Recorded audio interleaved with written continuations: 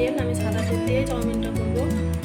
তারপর নিয়েছি কিছুটা শসা, পেঁয়াজ কেটে নিয়েছি, একটা মিডিয়াম সাইজের আলু কেটে নিয়েছি, কিছুটা পরিমাণ ক্যাপসিকাম কেটে নিয়েছি, কিছুটা গাজর আর 5-6টা মতো কাঁচা লঙ্কা কেটে নিয়েছি। একটা পাত্রে একটু পানি নিয়ে নিয়েছি।